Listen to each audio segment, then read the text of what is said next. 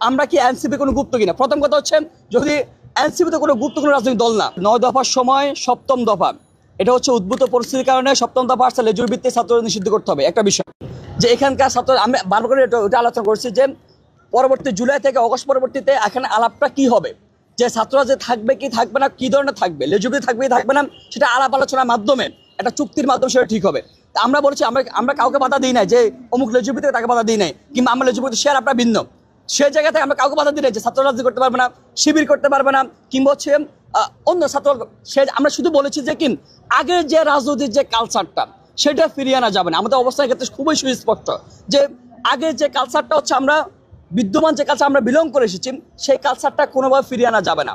সেটার জন্য আপনি যদি লেজুর ভিত্তিক রাজনীতি যদি সেটাকে বাদ দিয়ে সমাধান হয়, তাহলে আমরা সেটার জন্য আগ্রহী, আমি আলাপ আলোচনা করতে চাই।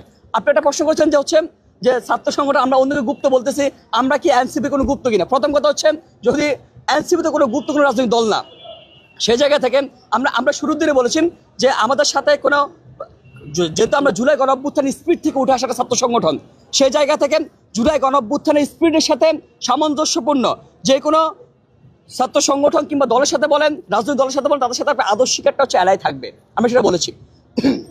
তাদের সাথে হচ্ছে যুগপৎ করে আন্দোলন করা যেতে পারে, তাদের সাথে হচ্ছে বসে পরামর্শ করা যেতে পারে জাতীয় স্বার্থে, জুলাই স্পিডের সাথে সামঞ্জস্যপূর্ণ করে স্বার্থে, সেই জায়গাতে। কিন্তু আপনি দেখেছেন যে জুলাই গণঅভ্যুত্থানে যারা নেতৃত্ব দিয়েছিলেন, তারা হচ্ছে এলাকা ভিত্তিক, যেহেতু ঢাকা বিশ্বের 17 থেকে বন্ধ হয়ে যায়, এলাকা ভিত্তিক তারা আন্দোলন করে।